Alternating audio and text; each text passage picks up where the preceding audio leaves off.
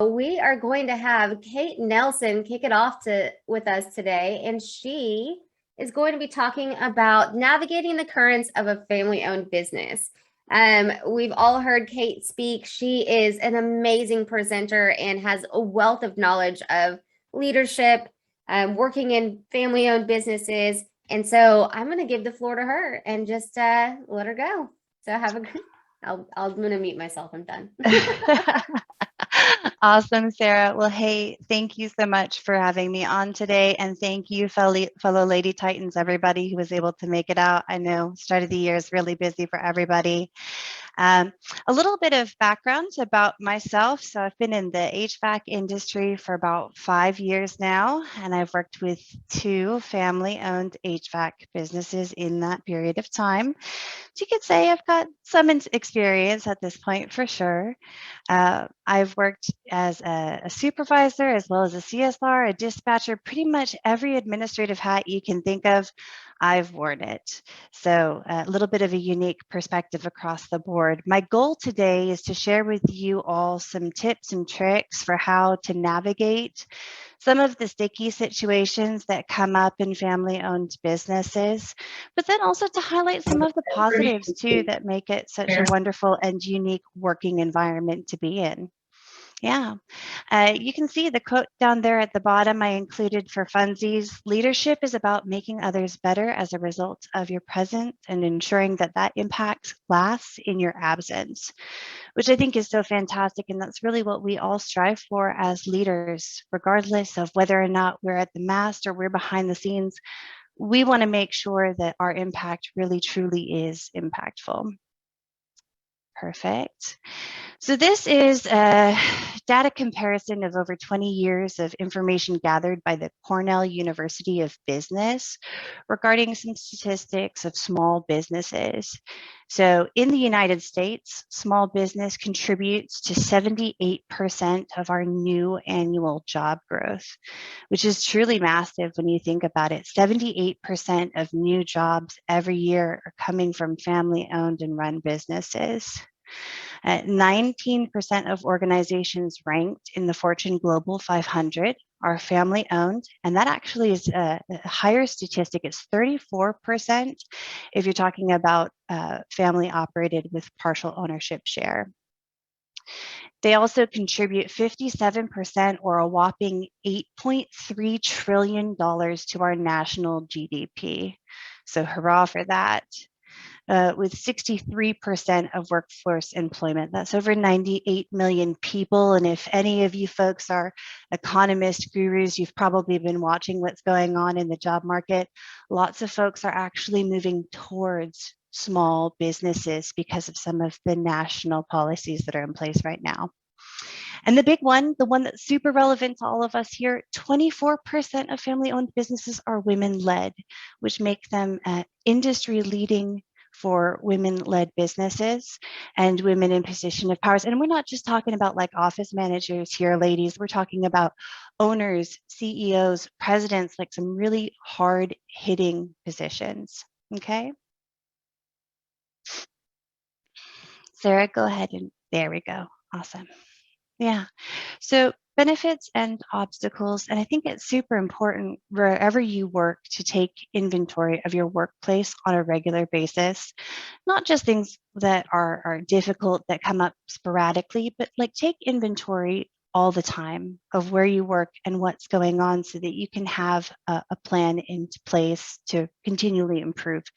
And pro tip here for you, spot some of these common indicators in your workplace and do take note of them so that you can action plan in the future and really drill down on some of your processes.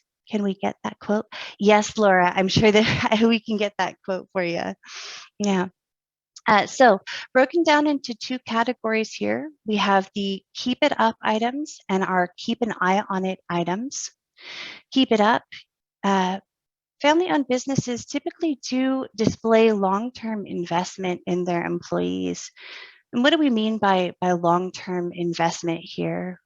Well, job growth, internal promotions, ongoing education, training. I'm sure that most of you folks out there have had the privilege of going to a company sponsored training that's been highly beneficial for you. Additionally, they are noted as having exemplarily high ethical standards, and that's contribution to your community. And so one of the organizations that I worked with, they actually gave 3% back to prostate cancer for one of the service trucks that they were running to help support the local community. And so those are some of the things that you're going to see in the way of ethical standards. And as an additional example here, the organization that I work for, Control Techs, last year we won the 2021 Spark Award through the Better Business Bureau. And that is an award that is geared specifically to ethical standards and promoting small business. Thank you, Vanessa. I appreciate that. And for those of you that are in a small business environment, that's definitely something that you should look into for your own organization. Truly, it's been very beneficial for us on a marketing perspective and for notoriety as well.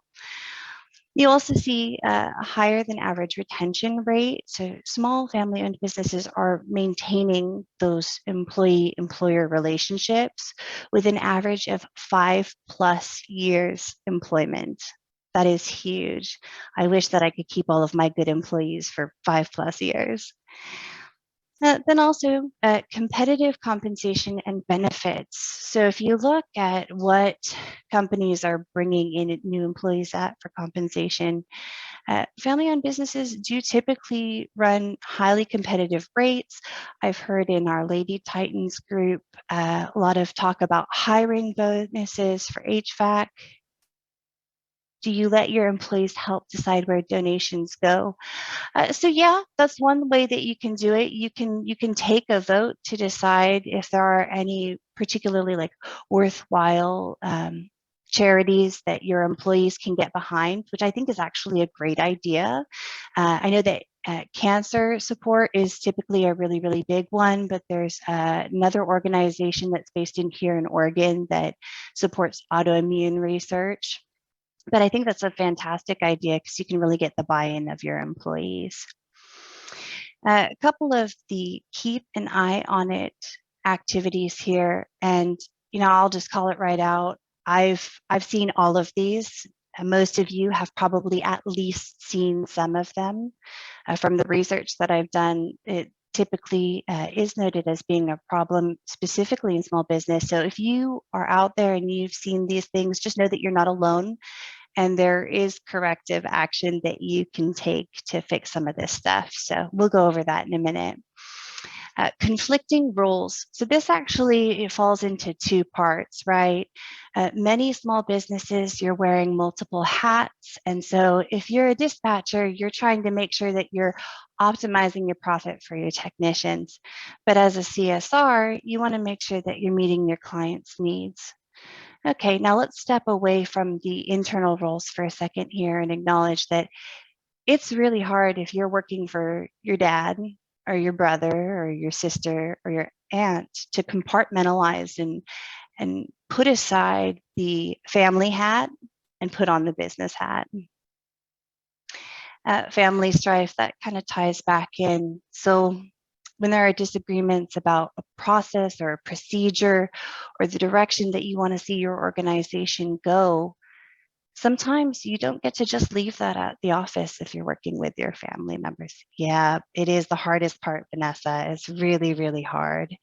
And making sure that it doesn't damage your family because family is sacred, but also making sure that your business doesn't sacrifice because so-and-so thinks that this is a better way to do this or that. Lack of structure and inconsistent processes. I've seen this cited in our Lady Titans group often and in other home service groups as well. And I think that the biggest thing really that you can do here is just take ownership of your own role and be aware of what you do on a daily basis, right? Because you can only influence and guide others so much, but you can dial in what you do on a daily basis. If there's not a process or a procedure that's written out, you can write it. You can be that driving force to get everything to where it ought to be and lead by example. Yeah. Hi, Sarah. I know you love the love ownership one. Yeah. And then the last one, and this one's the really ugly one that you hear talked about, and it happens outside of family businesses too, nepotism. So for those of you that don't know what nepotism is, that's okay. That's giving preferential treatment to a family member or a friend, preferential treatment like the desirable shift or the projected best paying calls that are going to yield high commission or unfair compensation. And we're going to really dive into this slide in a moment here on the next page. But if you've ever run into nepotism, you know how frustrating that can be and how messy that really is. So what can we do? Solutions framework. Whenever you're planning for a win, you should always be doing it strategically, no matter how small or big that win is. Maintain a partnership vision, right? Because you want your entire team to succeed. You want everyone to grow from the bottom up so that your organization at every level is the most successful that it can be. So always keep your partnership vision in mind as you build your solutions framework. Step number one, show up and take action, right? Every day you come to work, you know what you have to do. You know what you have to do better than anybody else. So be present and do it and lead by example and really take some accountability. Super important. And along with that is knowing your limits, right? So this has also come up multiple times. I often see office managers or CSRs that will post in our chat and say, hey, I'm doing X, Y, and Z, all of this, and I'm so overwhelmed. What is everybody else doing? Right. And they're looking for that confirmation and that feedback from our community. But you individually, you're the only one that's going to know what your limits actually are. So take stock and inventory of your tasks and the amount of time you're spending on them. And if you truly are overwhelmed, get that data so that you can use the data to leverage and talk about that with your supervisor. And along with that, you got to set healthy boundaries too. Work life balance is so crucial, and that's crucial in any environment that you're in. But to be able to set those boundaries effectively, you do have to know what you do on a daily basis, know your limits, and then communicate those expectations to your coworkers. Anybody out there ever had a conversation in their head about, oh man, so and so threw this on my plate, I wasn't prepared for it, but you don't actually talk with them about being overwhelmed and not having time to handle it. So you gripe about it, you work yourself half to death, and then it keeps happening. Vanessa, no, never. Yeah, I bet it's happened to you and many of you many times. So you got to communicate your expectations clearly and concisely. Uh, Adhering to merit-based KPIs, so those key performance indicators, every single role in your organization should have a key performance indicator. And utilizing that is going to enable you to make merit-based decisions, which helps with the nepotism, right? So if you make merit-based decisions, all of your employees are going to know that they are earning based off of the level of effort that they put in. And everybody wants their effort to be compensated accordingly. So that's kind of a no-brainer. But it's really scary to see how many organizations don't practice that. If you aren't already, you should consistently seek feedback, not just from your bosses, seek feedback from your whole team, right? You need to get that feedback so you have a well-rounded picture of how you're meshing within your organization. Leveraging data, we touched on this a little bit in the Know Your Limit section, but owners, managers, C-levels, they're data-driven. I had a trainer over at Nexstar, her name is Tracy, and she imparted this to me, and I found this to be so beneficial. It's really easy to come at a point of argument from an emotional standpoint and to say, oh, we just can't do this for X, Y, and Z reason. We don't have the manpower. We don't have the insert excuse, basically. But when you have data, you have numbers, and you can show directly what it's costing your organization by doing something in an inefficient manner is incredibly difficult to argue with data. You don't even have to bring emotion into the discussion. And then one-on-ones. So one-on-ones, you get together with your teammates once a week in a one-on-one environment, and you have a candid discussion about where they're at for meeting their key performance indicators. How did your calls go for the week? What are you struggling with?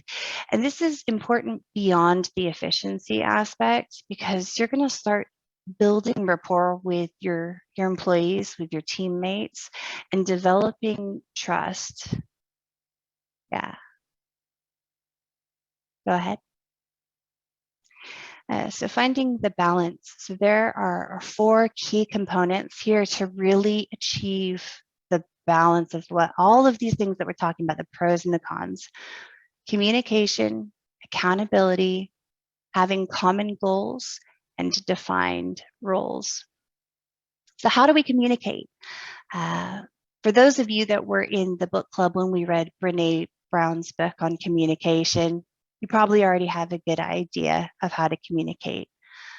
But for those of you that missed that, there are a couple easy ways that you can inspire good communication with your team. DISC profile, I've brought it up 50 million times, and I will go to my grave saying it. There's free assessments. You can have all your employees take the DISC assessment. It takes 10 minutes.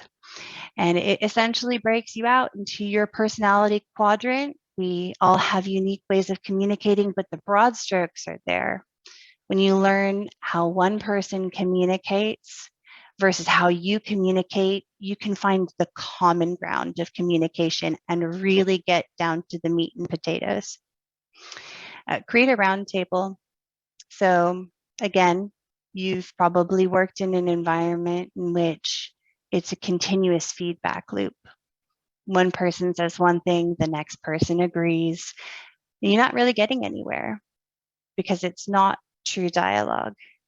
So you have to build that trust so that you can have honest roundtable discussions with your team members.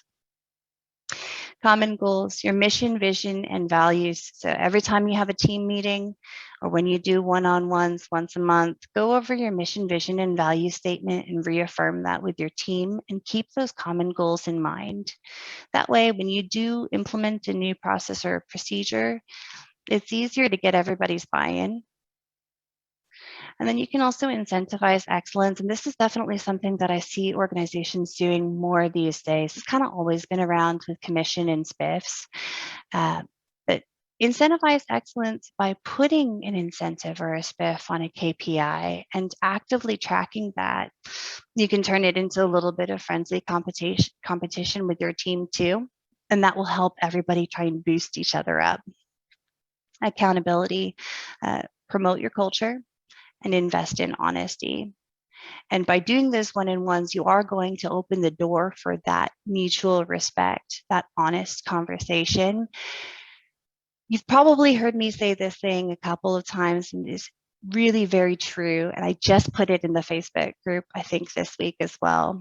The behavior that you tolerate is the behavior that you co-sign. So if you see undesirable behavior or positive behavior in your work environment, if you don't say anything, you're equally the culprit. Praise those that are doing what they're supposed to. And if you see something that's not so great, have a conversation about it before it grows horns. And then again, those defined roles. So KPIs, if you guys don't have KPIs for your roles, let me know. I've got links, I've got resources, office, field, everybody's got clearly defined KPIs that they should know, not just a, hey, we're going to hold you to this, but everybody really should know what is expected of them, and they should be incentivized accordingly. And then empowering your team, right? So if you put somebody in a role, you trust them to own that role, to make decisions regarding their role, and to really fulfill that role to their fullest potential. I've seen CSRs that go to the big mean dispatcher and say, hey, do you think can I put a call on the board, or what do you think? And the dispatcher says, are you crazy? Absolutely not. We're just too slammed. right? Don't do that to your team. Oh, no, Sarah, you are totally good. That's a perfect wrap up. If anybody has questions that we don't cover here in the Q&A, let us know. Send it to Sarah. If you want the resources for the DISC profile or KPIs, we've got all that. So just let us know. Wow, that was awesome. And a lot to take in. Sorry, I Yeah. know. I tried condensing, guys, but that was a tough one. No, I mean, that's like, but it was like, it went in the way that it needed to go. And I think that that was really powerful, Kate. Thank you so much. You're absolutely on it when it comes to the KPIs and what gets, what is that saying? What gets measured gets managed. It goes with everything that you do in business. You have to set goals, you have to set KPIs. What otherwise you're chasing a pipe dream, right? You're throwing money at the wall with your marketing if it's not tracked. You're throwing money at the wall if your employees are doing whatever they want and they don't have conversion goals. Because basically it's hitting the bottom line and wasted spend because it's inefficient. And Yeah. so, and I hate to say that, but it happens every day in small businesses and it happens in large businesses. We get carried away with the day to day, and we have to stop and think about, okay, well, how are we managing this? How are we really making sure that our people are our power? And yeah, that's great. Does anyone have any questions in regards for Kate? Everyone says, great job, Kate, loved it. Oh, thanks, guys. I appreciate y'all hanging in there with me. No questions. Without the KPIs. Oh, okay. Got some messages coming through here. Anybody who wants to speak up, feel free. No need to be shy. No need to be quiet. Kate, I'll speak up. Do it. Yes. I might have missed an intro, so I guess I'm not sure where you're from. So it sounds like hi. yes. So you've worked with a lot of different companies. So I'm like, well, who is she? She's so knowledgeable, but give me a little bit more. For sure, Lori. Happy to do it. So I manage Control Techs Northwest, which is based in Clackamas, Oregon. We're a small union shop. I have worked with one other HVAC shop prior to that, and then lots of other non-home service trades, small businesses. Yeah. Well, that's So awesome. in a nutshell. I'm up the road from you. I'm up by 5. I'm up in Olympic Peninsula up in Washington here. So good to know you're in Clackamas. Yeah. Your weather's cold up there right now, isn't it? Yeah, it's okay. Not bad. Not too bad. Good. Okay. Awesome. Thank you. Oh, Laura, your sister used to live out this way, huh? Yep. Cute area. Super good. I had a question for you, Kate. For Why sure. do you think that family-owned businesses have such a high retention rate? What do you think family businesses are doing versus some of our corporate competitors? Yeah, so retention rate is a loaded question because there are so many factors that contribute to retention rate. I think partly when you're in a family run and owned business, you have a lot of family members working for you. So breaking that professional family connection can be really hard. So that leads, internal family employees to stay longer. I can speak from my own personal experience with my current organization and say that even though I'm not a family member, I'm treated like family. And so that gratitude that I receive on a consistent basis is very rewarding and fulfilling. I know that I feel personally responsible for my teammates and to my teammates. And I think that a lot of folks that work in family environments feel that way. It's a very close-knit and tight community, which, cautionary tale, if you're not on the right team or if you have a bad apple, that close, tight-knit is not as stellar as it sounds. But when you get it right, man, there's nothing like it. It's amazing. Yeah. And I've lived both sides of that spectrum, by the way, the good, close-knit and the bad. So, yep. So how many of you are in family-owned businesses right now? Oh, we've got quite a few. Quite a few. And no one's saying anything? Yeah. No one wants to speak on how it's being ran and like how you feel as an employee or as a family member, right? Because sometimes the family members are the ones that get picked on because they are family, right? Yeah. And so how do you Oh, yeah. navigate those waters? Dude, I don't know about anybody else on this call, but for me, my brother and my husband would pick on me the most and let me get away with the least. And I'm talking days off, I'm talking holidays. Why? Oh, because you're family and we have to be harder on you to do the exact opposite of nepotism. So they don't think that, oh, because it's family, she's getting to do this, or because it's family, they get to do this. So I don't know if I'm the only person that's ever experienced that. Yes, It Vanessa, kinda you were co- the only person that's ever The experienced only that. person in the whole You wide were all world. alone. I'm such a No. snowflake. No. I mean, think I that have the same issue. It's so hard for me to try and take off because I was hoping to take off a couple days in a couple weeks, and I'm like, but then everything falls apart, or it's, well, we're gone, and you need this, or we need that, and you're the only one that knows how to do it, or and they just don't want to learn it because it's almost easier for them to just go through me because I'm the little sister. Beth, that is a conversation about respect that I would recommend you have with your compadres over there. It's awesome that you know how to do everything that you know how to do, and that's so amazing. Kudos to you because that's a lot to take on. But it's really unfair that you can't take vacation when you need time to breathe. And it's kind of in my mind, I think it's a lack of respect if they're unwilling to learn to help cover you when you need your mental time. So Yeah. we can talk about that more if you want some tactful tips on addressing that. You can shoot me over an email, but don't sacrifice the time that you need for yourself. Really, don't let everything Yeah. fall apart if you have to. Not ideal, Right. but you have to.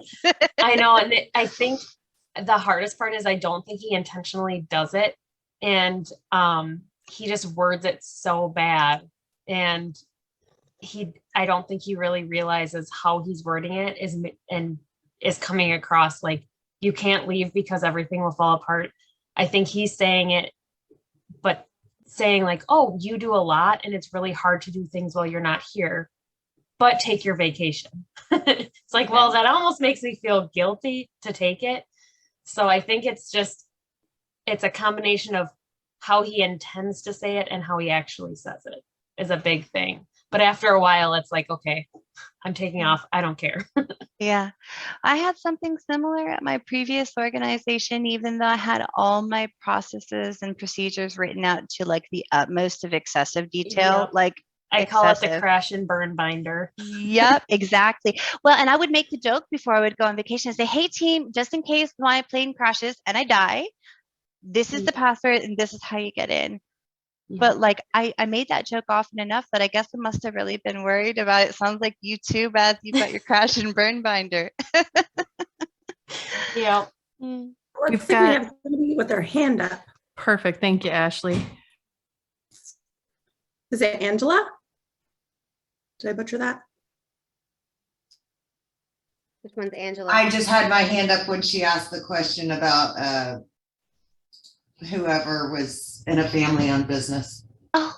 So I forgot to take it down. Sorry. You know the It's okay. struggle. You know the struggle. You've had it up for a very long time.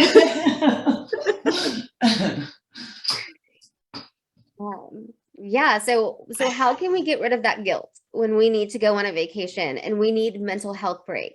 And and I think it's you're not alone. Even at Service Titan, even at the other companies that I've worked for, it's like, oh, can I take a break? Like I always feel that anxiety. But you've got to love yourself first, and you have to remember, and I hate to say this, but it's true. All you have is time and space. How do you want to fill your time? And how do you want to fill that space? And align that with, your work. It's always going to be there. And, sometimes you have to think if you're gone, you're going to be replaced at one point in time. But are you going to be replaced in your family? Are you going to be replaced as a mom? Are you going to be replaced as a wife? Are you going to be replaced as a best friend? Like those people will be hurt more if you're gone. So think about the time and space that you want to spend and take it and own it and tell the person that you're working for, you know what? I am so good at my job that here is a list of all the things that is going on that I'm doing. And this person I've delegated these tasks to, you're going to be great. We're going to be fine. We have a great team that supports us and we're going to move on. And you know what? They won't even notice that I'm gone. If at any point in time there is an emergency, and I'm talking an absolute emergency, you can interrupt my time. But if it is not an emergency, then this time will be paid for, right? You are not free. What you do is not free. Time is money. And no one wants it to hit their bottom line as an overhead expense. So think about that. Overtime is an overhead expense.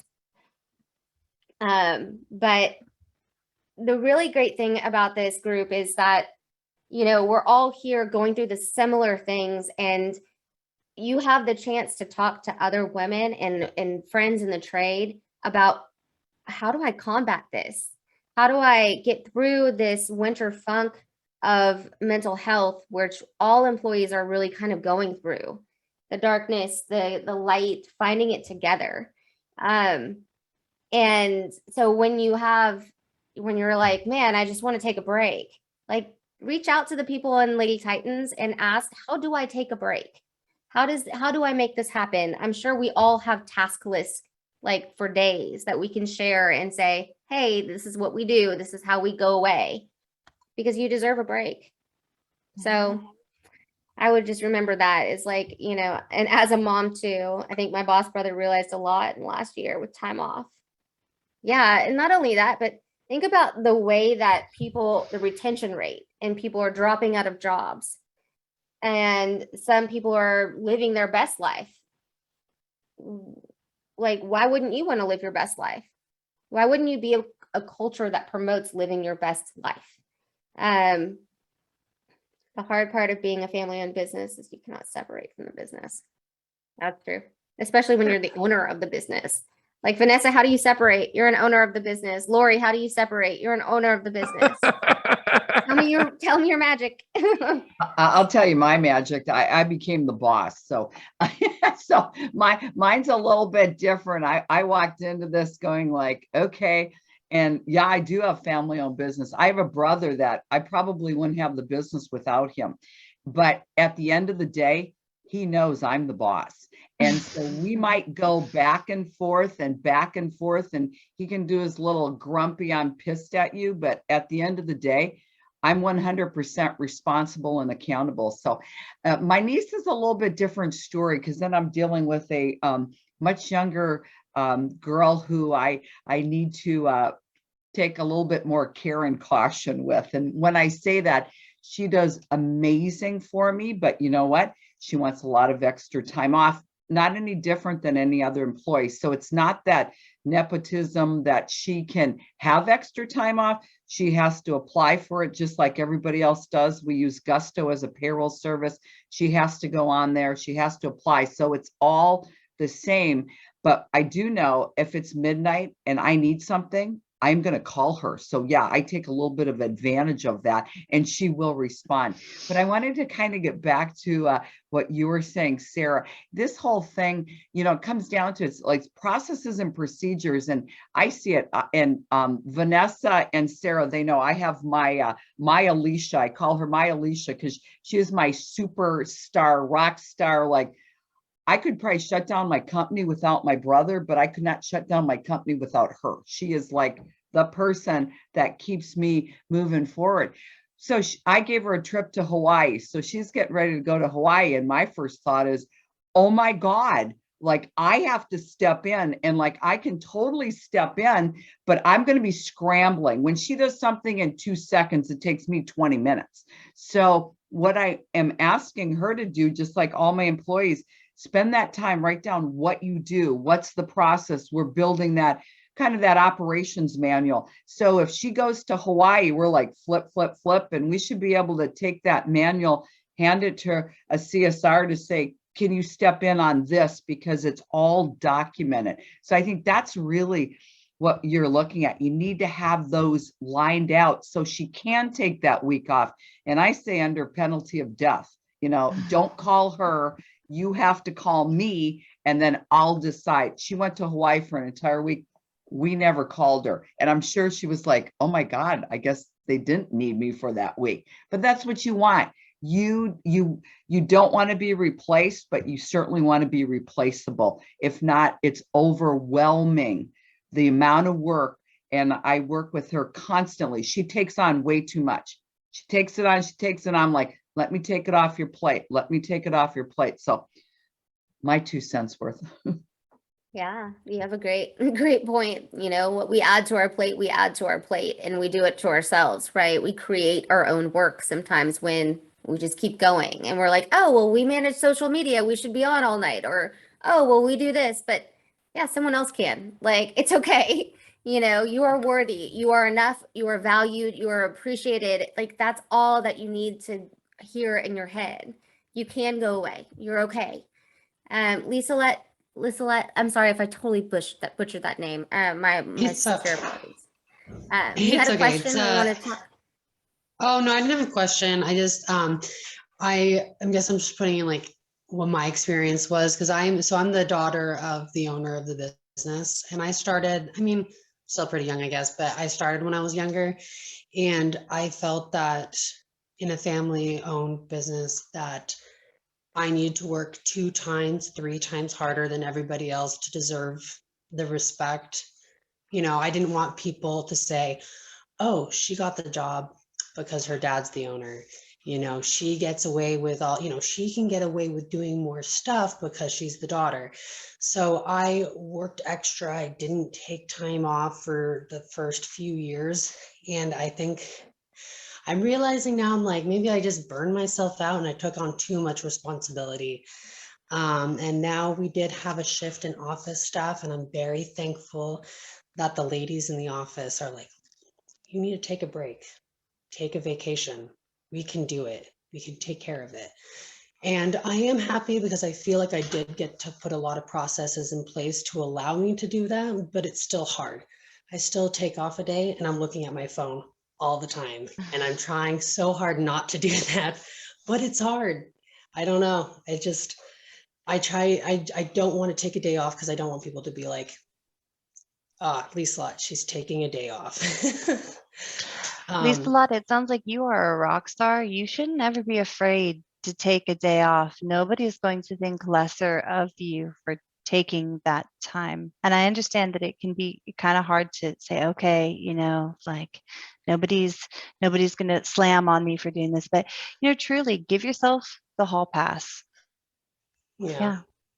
And I think I even noticed, because people think it's weird that I don't refer to my dad as my dad during business hours, but like I don't tell customers he's my dad because I want people to take me serious. And I feel like I shouldn't have to hide that, but I do that a lot with customers as well, where I don't tell them that I'm related, because then I feel like they end up treating me differently too. So I can totally relate to that. Yeah, no, my husband and my brother are my business partners during business hours. Very rarely will we throw out the familiar relationship because of that. Oh, well, you just got that job because your husband started the business. Actually, no, thank you. I was here too. We did this together. But they have this preconceived notion that like, oh, Renee just got the business because her dad left it to her. No, Renee worked her butt off, had to prove that she knows how to run the business, keep it going, and keep it sufficient and turning a profit still. They're not just going to hand her the keys to the kingdom so she can run it to the ground. And then you have all that other pressure when it's a family business. Not only are you the pressure to succeed because it's a business period, but it's the family's business. It is how your family provides for the rest of the family. So there's all these other layers when it's a family business that you don't normally have when it's just a regular business, like non-familiar business. There should be a term for that. So something that kind of, a statistic that I thought of while both of you were talking here regarding your roles in leadership and how that relates to your family members that are also in leadership. And this one is like is a big stat. So according to KPMG's 2020 Women's Leadership Summit report, 75% of executive women across the world have experienced imposter syndrome when pulling from 150 of the world's leading organizations. Do you guys know what imposter syndrome is? Yeah, you do. Okay. Yeah. 75%.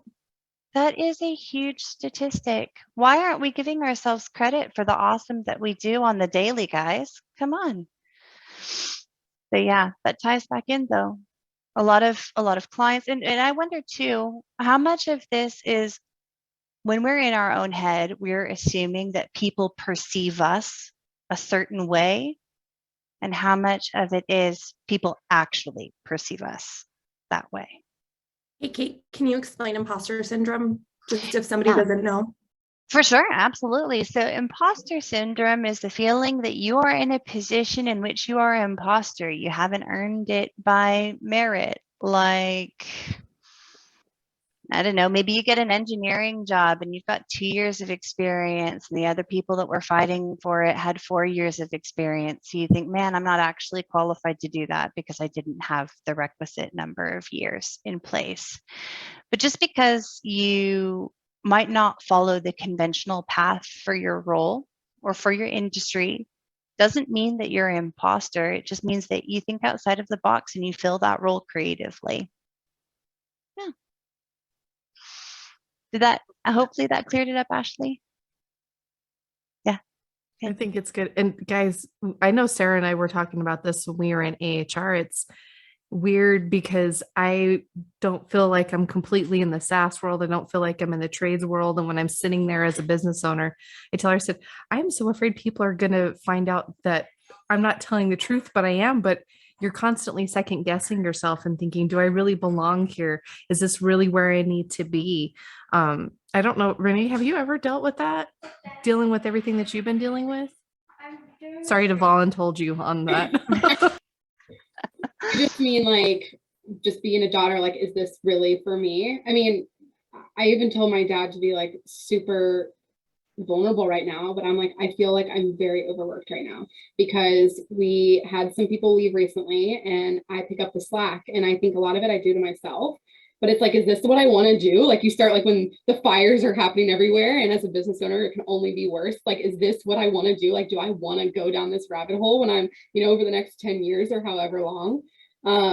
It definitely has its moments, but I do, you have to think of the positives too. It's going to be such an accomplishment when I do get to that point where I'm running a business by myself that my grandfather started, over 40 years ago. Like, just being able to carry that legacy on means more to me than dealing with the bullshit right now. Excuse my French, you know what I mean? So you have to get out of your own head sometimes. Yeah. I think confidence. It's the confidence. I just jumped into the HVAC business, and I remember taking a phone call from like some inspector, and he's like, can you do this? I'm like, absolutely, we can do that. I got off the phone. I had to call somebody and say, what is it? Like, what is it? What is it even that I just volunteered my entire company for? But it was having the confidence. I go, we can figure this out because we are a smart group of folks. So whatever they were throwing at us, I'm like, oh yeah, we do that all the time. I'm like, oh hell, I don't even know what it is. So confidence. And this group can give you that. I have a question for you guys. Do you think that sometimes you always get pulled in because it is a family business and like SOPs and things like that got overlooked to really take time and put a process in play to hand that to your team, so they're not really kind of always going to you because you're a fireman, right? Just putting out little fires. We don't have time to really get an SOP in place, so I can step away. I went on maternity leave recently, and that was kind of eye-opening to me because I realized how many things I did that no one else knew how to do. So I got to do a lot of the SOPs and like got to help delegate to people, and it actually ended up, they kept doing it because I'm like, I shouldn't be doing this in the first place, but it's just one of those things that has to force you to get rid of things. And I'm sure other people feel this way, but sometimes I'm like, well, I can just do it. I know it's going to be done right. So I'll just do it. And it's the again, family business, I'll always care at a different level than other people will. And once I realized that I was overloading myself, then I was able to really focus on the things that needed to be focused on in the business and let people thrive and show that they can do more. And I feel like it helped so much when kind of got forced into that situation of reallocating the responsibilities. But I think you help others grow when you allow others to grow, right? When we delegate these tasks and have these operating procedures, we are becoming better leaders because they're looking up to us, you know, the leaders in the company, the daughters, and whether you think so or not, they are. And they're taking best practices from you. Oh, if you're staying up working late at night, well, then do I need to stay up and work late at night? Like, what is the rule to what's going on in the organization, right? And so I see it from your side, and I see it from, you know, I worked in a family-owned business and I loved the family, like loved them to death. But the expectations that were driven behind it were meant for my mental health. I was always going. And I felt like an imposter. I was like, do I even know what I'm doing? Like, I have no idea. But my leader would be like, hey, it's midnight, here's a text. And I'm like, okay, like, should I answer it? What do I do? You're setting the example as an owner. You're setting the example as a daughter, as a person, a family member, and we're following it.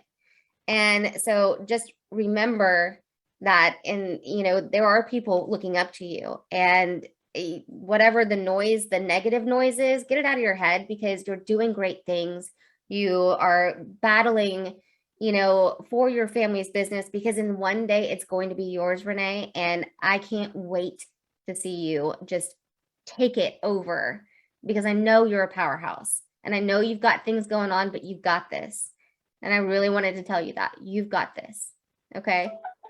So let's wrap this up a little bit. We've got 10 minutes left. I'm going to put a poll on here, and we're going to, so these are recorded sessions.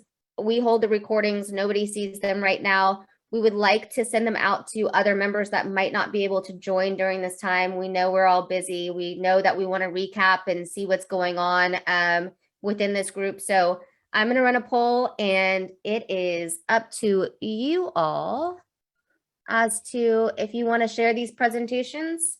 Let us know. We'll share them with a passcode. We'll not share them. This is your group, and we want to make sure that you feel safe and respect your privacy. And with that said, next month, March and April is going to be a little bit different. We are going to pre-record some videos. So today I have Lori, and Crystal Williams is going to record a message for the meeting. And we're going to play them on Facebook, and we're going to send them via email so that you can watch and then ask questions on Facebook when you have time, because March and April, we know it's a little bit slow season for some of the trades, but others it's planning season. And for us, we are getting ready for Pantheon, which Lady Titans will definitely be at. And we're so excited. We are working on a special event for you guys. So we hope to see you all there, as many as you can. And if you need, you know, that letter to your boss as to why you should go, I actually wrote one. So just email me and let me know. Okay, we're going to go ahead and close the poll, and I'm going to share the results. Boop. Can you see them? All right, so if we are going to go ahead and share it if they have a passcode. And so we'll send the passcode in an email. We won't put it on Facebook just because there are spammers in there, and we work really hard not to have spammers in the Facebook group, but I want to make sure if we have your email address. I have about 60 bounced emails. I'm going to go and check with you guys. This one says no. Okay, now we're going with no. Okay. Then we'll go I with want no. to piggyback off of what you just said about the spammers. If you guys are referring somebody to the group, please remind them to fill out the questionnaire, just because there are spammers, so we can make sure everybody is getting their swag and their meeting updates. We had, I think, 10 new Titan, Lady Titan requests to get in the group this week, and half of them didn't fill out the questionnaire. So please let your friends know. Yes. let your friends know about the group, but have them fill out the questionnaire. Do they want swag? That's what I use. Like, would you like free swag? Hey, fill out the questionnaire. Plus, it helps us really just understand where you guys are all at so that if we do host regional meetings one day, we can invite you. So big things to come, and we will post more information. I'll send out this email as a reminder of what's going on. You may want to reward the survey. It can be confusing. Is it okay if we share? It was worded. I think some people put no, but they really meant yes. Yes, exactly. I agree. Because it said, do you care? No, I don't care. But some people said yes because they're okay with it. I made it really Oh, quickly. do you mind if we, yeah. Okay, so I don't know how to make a poll again. Let's see. And while Sarah's doing that, I wanted to remind you guys that we have now a Lady Titans Lounge. You should receive the message. It's a calendar invite that's reoccurring, so you can schedule it out for the whole year, but it's once a month. And it's really just an hour to like chat. There's no formal topic or anything like that. If it's around your lunchtime, like I ate lunch last time, I know a couple other people that are on here, they were eating snacks and things like that. But there were some service titan questions that we asked each other. There were some business questions or what would you do questions, or just how are you? It's just a time to kind of decompress if you need it, or we have a lot of people that have a lot of good different knowledge in this group. So someone might be on there that might be able to help you out with a problem that you're having. And so it's just an hour on your calendar a month just to kind of chit chat or pick someone else's brain if you need. I think Barbara rose her hand. So Barbara, are you raising your hand? Maybe? It's Patty. Oh, it says Barbara Jacobs on it. I know, isn't that weird? Anyways, that's my office manager. Yeah, they keep messing the thing up. I'm not sure why, but anyways, I'm an owner, but I wondered when Lori talked about an operations manual, I've been trying to get that from our staff. Is that something people can share? Like if they have something set up? Yeah, I'm sure we can probably get an operations manual for you. Just keep in mind you'll want to make tweaks and adaptations for your own Right. structure, but I am sure that one of our members has an operations manual that we can get over to you. Absolutely. Sounds good. Thank you. Yeah, Okay. Kate, that's a great point. I have different parts to it, so maybe we can kind of coordinate. I can send you some of the parts that I have, and if somebody wants to be the keeper of the keys. We don't have ours totally completed, but we have a lot more for our office versus our technicians install that type of thing. But we're more than happy to share. And if you're a member of Nexstar or SGI or EIGA or Service Nation, they have these manuals for you. Like they have, like you can just go like and ask. So they have marketing plans, they have capacity budgets, they have standard marketing, they have everything. Like they have CSR scripts, they have so much. So be sure to ask, and they can help you. I'll send a poll via email. This one I'll go ahead and share, just because it's a really great one. And then we'll go forward with it. I can't figure out the poll here. Like my admin skills are very sad. I'm sorry, guys.